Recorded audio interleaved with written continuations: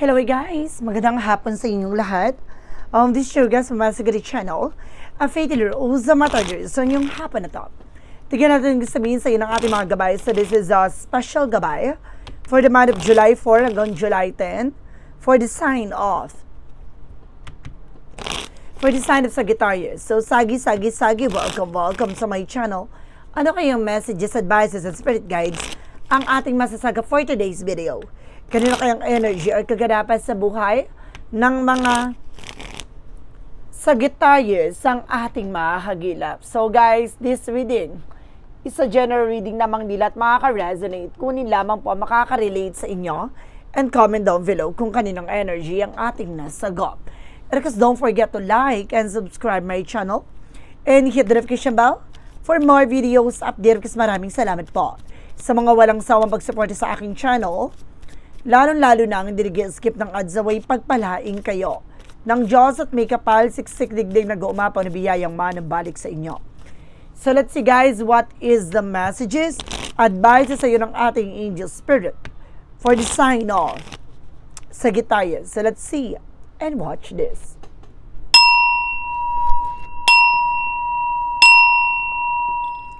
Angel spirit guide, please give me information para kayong sabihin sa iyo ng ating mga baraha. There is an Empress card. There is something in new beginning. And there's a blessing coming in. Now, may bagong darating, no, na blessing sa'yo. No, ano kasi sa dito, kailangan mo mahalin na talagaan ng sarili mo. Additional messages. And of course, there's a Five of Cups in reverse. Some of you guys na talagang may mga bagay na matatanggap ka na. Na may mga bagay na unti-unti ka nang makaka-recover for disappointment. No, for regret. No? Kumbaga, unti-unti mo nang mapagtatanto, no? Ano man yung mga bagay na nawala, nasayang, nasira, unti-unti ka magkakaroon ng, kumbaga, pagbawi sa sarili mo na kaya pala nangyari yun. There's something a blessed this, guys. No? And of course, there's something the Wind the Moon card. No? Sinasabi dito na matutupad yung mga pangarap mo. No? May mga bagay na may sakatuparan mo dito. No? Naman yung mga bagay lihim, no, nakatago ay maaaring malantad na. Additional messages. Reverse with the Seven of Wands, no? Protection and mo at pangalagaan mo yung grounds mo dito, even your territory. No? Kailangan na matuto kang proteksyonan kung ano man yung mga bagay na meron ka. No? Additional messages. And of course, there's something the Seven of Cups na confusion. Maaaring may mga parte dito na naguguluhan ka, na may mga parte dito na maaaring maraming tumatakbo sa isip mo, pero kailangan tumutok ka sa kung ano man yung mga bagay na priorities mo. No? Kailangan tutukan mo ano ba talaga yung kailangan mo, diba? And of course, there's something that Chariot card with an action in a moment na magkakaroon ng changes and development na sa situations mo at maraming opportunities na darating dito. No, kaya kailangan mo nang mag-take ng action kasi para natatambakan ka na sa ginagawa mo, sa trabaho mo. What is an Empress card? Represent guys with a Devil card. Meron talaga dito guys na parang oh my God, meron ako na sense dito na maaaring nakakaramdam ka ng kakaibang pakiramdam, no? Oh my goodness, ano to, buntit. O yun, lumalaki yung tiyan mo, no? Kapag lumalaki yung tubig, lumalaki din yung tiyan mo. No, yun yung nakikita ko dito. So, meron kang buntit kung tawagin po, no? Palipad hangin. Additional messages with the Five of Cups in reverse. Represent guys with the Five of Pentacles in reverse. Something recovery for financial crisis or financial difficulty or financial loss. No, ngayon matatanggap mo na. Ano man yung mga bagay na nawala, no? May babalik, no? Manunumbalik na ang mga nasayang at nasira. What is the Moon card? Represent with the Hierophant, no? There's something religious factor, kaya hindi ka makatulog sa gabi. Nabalisa ka, hindi ka mapakali. What is the Seven of Wands? Represent with the Four of Wands. Protection at pangalagaan mo yung sarili mo. Some of you na sa ibang bansa, gusto mo umuwi. No, gusto mo magpagamot. No, and of course, sa dito, there's a homecoming family gatherings. And there's a travel, guys. No, protection at pangalagaan mo yung sarili, pamilya. What is the Seven of Wands? Seven of Cups? Reverse with the Knight of Swords, where there's a success drive-in. na may mga bagay na unti-unti ka na magtatagumpay, no? Makakamtan mo na ang matagal mo nang inaasam. What is a Chariot card? There is an Emperor. Maging mature ka at maging grounded ka sa mga decision mo. Sa lahat ng mga gagawin mo. Dapat alam mo yung magiging impact. No? Alam mo dapat yung magiging outcome. No? Of course, kailangan mo respeto at disiplina. Dito dapat alam mo sa sarili mo yung paninindigan mo at pangahawakan mo. What is an Empress card? Because the Devil card. Represent with the Eight of Pentacles. No, mag-focus ka, no, sa iyong trabaho, negosyo, hanap buhay mo. And of course, my goodness, bakit pagdating dito? No, mayroon taong nagpagawa sa'yo. No, pinagawan ka. Inutos lang yan. What is additional messages? So there's a ton of happiness at the end of the time, magiging masaya at magiging maayos na ang iyong pamilya, ang iyong mental health. Then of course, there's a Hermit card, sabi ko na eh. No? Meron talaga nagpalipad hangin dito. There's a religious factor na orasyon na meron talaga nagpalipad hangin sa'yo dito. What is the Seven of Wands? Of course, the Four of Wands. Represent with the Six of Swords. Translation. Unti-unti ka na raw makakalis sa hindi maganda sitwasyon, makakabangon ka na raw. No, talagang may pag-alis, no, or either may travel talaga, no. Nagkakaroon dito ng kumbaga back and forth na parang I think na parang na parang urong sulong, no, ganon. And there's a King of Wands, something ambition. Unti-unti mo titingnan dito yung magiging posibilidad. No? Ginugulo ka nito pati sa isip para mawala ka sa focus, sa concentrations. And of course, there's a Four of Cups, no? Pag-isipang mabuti. No? I-evaluate mo, i-analyze mo yung bawat decision and actions mo. What is an Empress card? Because the Devil card. In the Eight of Pentacles for the outcome. Represent with the Sun card. See? Ngayon liliwanag na. Matutuklasan mo na, no? Malalaman mo na lahat ng bagay na kaya mo pala nararamdaman to. No, yun pala, mayroon palang sumalbahay sa'yo. And of course, there is something, guys, with the Knight of Pentacles, security, slow and steady, matuto ka maging mahinahon, no? Huwag ka masyadong aggressive sa kung ano man yung mawagi na meron ka. And of course, there is a Queen of Wands, by confident. Lakas mo loob mo. Then of course, ang kumpiyansa mo, tapangan mo. And of course, there is a Three of Cups for celebration. Maraming celebration na magaganap dito. No? There's a homecoming family gathering talaga na may uuwi talaga ako nasisense dito. And there's a Four of Pentacles for saving money, protection na at pangalagaan mo yung grounds mo, even your territory. And there's a Wheel of Fortune with the turning back, no? Ito na yung panahon at pagkakataon para pumabor na sa yung sitwasyon. Now, there's a good luck and there's a destiny is yours. So, let's see what is additional messages for finances and career, love life at kalusugan. Alamin na natin yan, guys. So, let's watch this. Okay, for finances and career.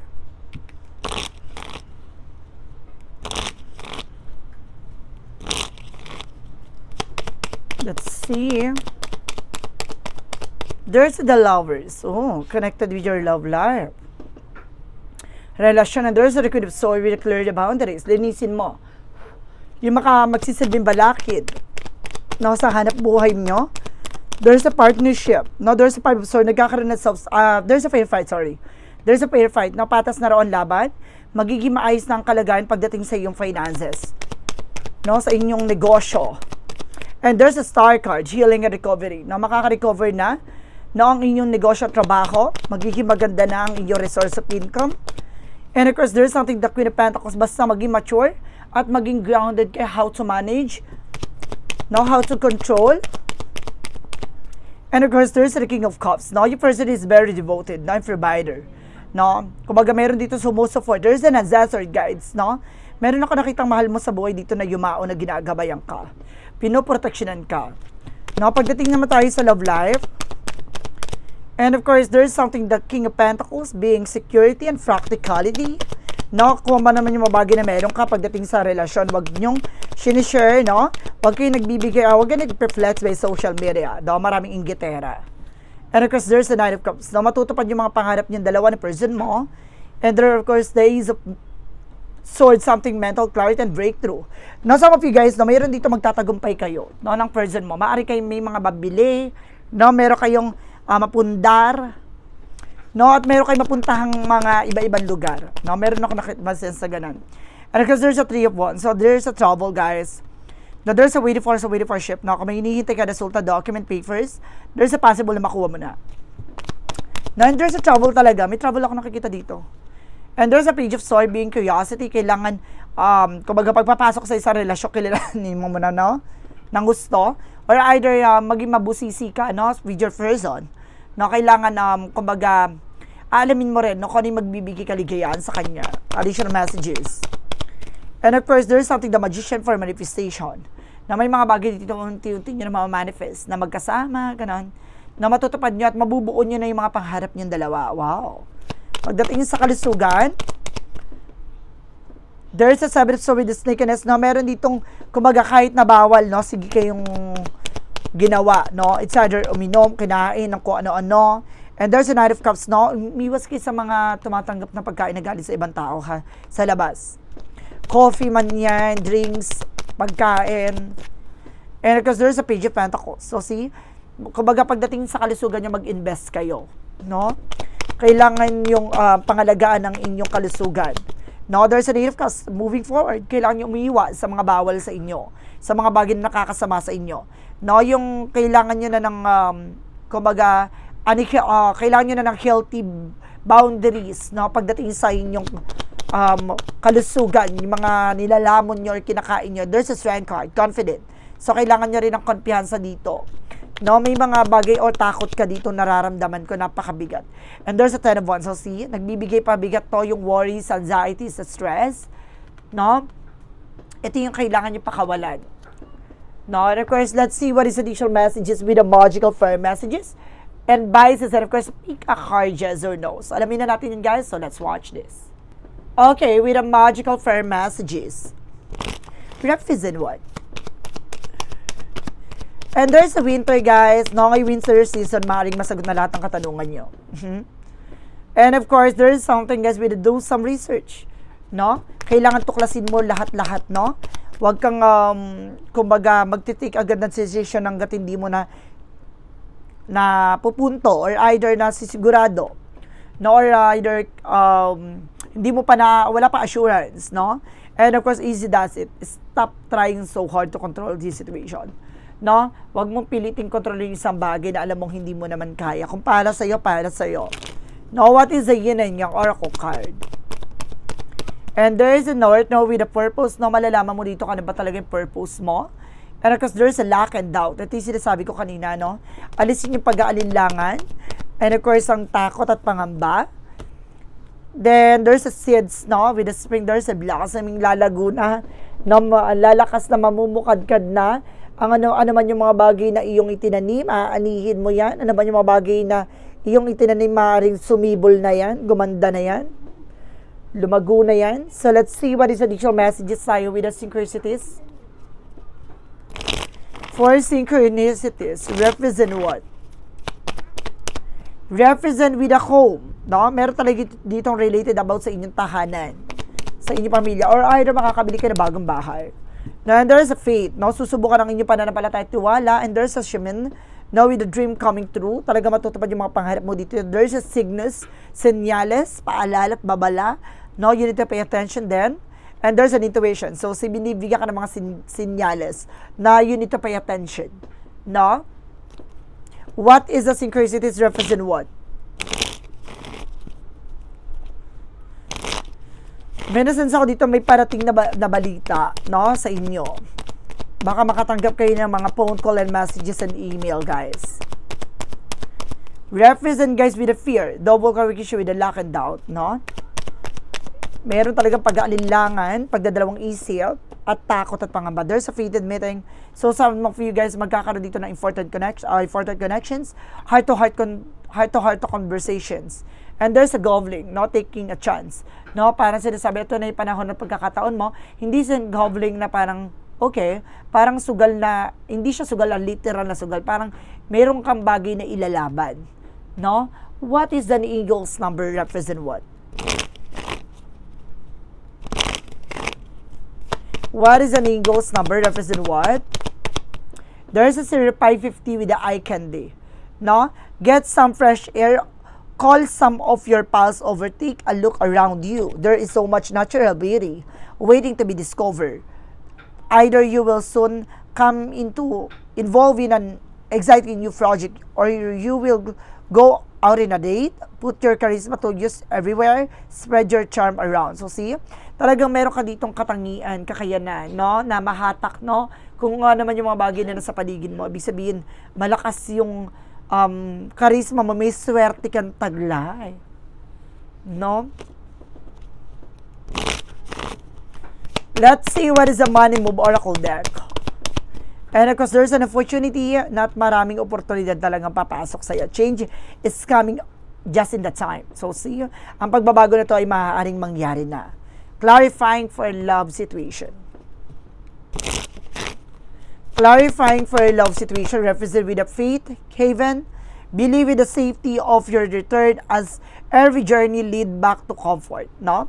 Kumbaga, maniwala ka na, magtiwala ka sa lahat ng gagawin mo at mag-iingat mo, lahat ng bagay na yan manunumbalik at babalik sa iyo as every journey, no? Lahat ng bagay na tatahakin mo, talagang dadaling ka, no? At magiging ligtas at magiging masagana at magiging maayos ang inyong pagsasama. So let's see what is a shadow work represent what.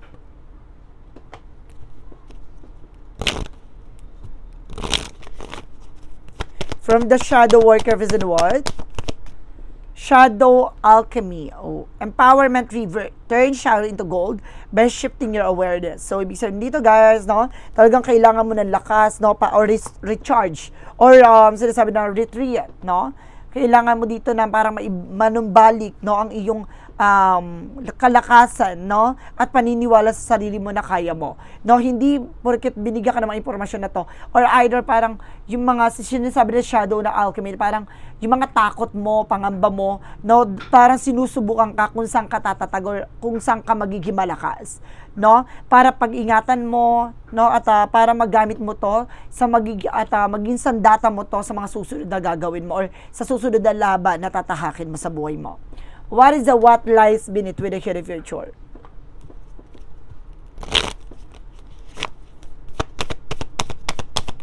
And of course, there's a red lipstick stains, no?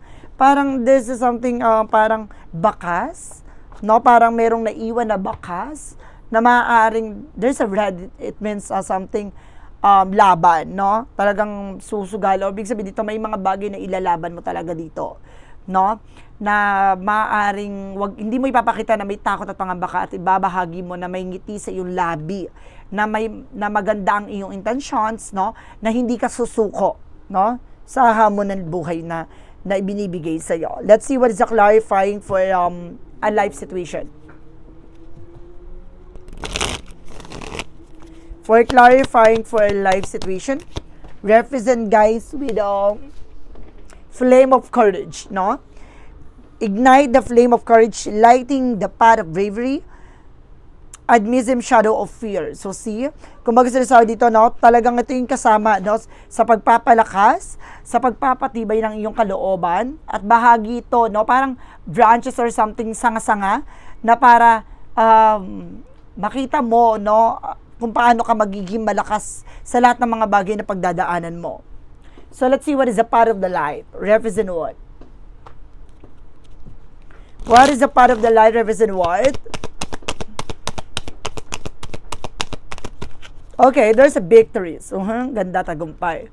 Now, before anything else, guys, no, sa pick a card, yes or no natin, no, kailangan nyo mag-isip ng question dyan. Pero kung isa lang magiging sagot dyan within 1, 2, or 3. No, kapag nakapag-isip ka na, comment down below kung ano number na pili mo, no, sa magiging sagot sa tanong mo. Okay.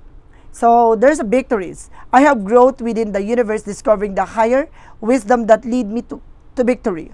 By directing my thoughts to clarity, I cultivate wisdom and love and kindness within myself. With this, I am free to embrace all that life offers, knowing that I am guided and supported by divine light. So, see, magtatagumpay ka dito, no? Alam mo talaga kung saan ka nanggagaling. Alam mo kung saan ka, saan yung magiging kalakasan sa'yo. No? Alam mo kung paano magliliwanag sa'yo at paano ka liliwanagin lahat ng karanasan at lahat ng pinagdadaanan mo. No? Kailangan maging kumbaga mabuti sa sarili mo, no? Unawain lahat ng bagay na kailangan mo malaman, no?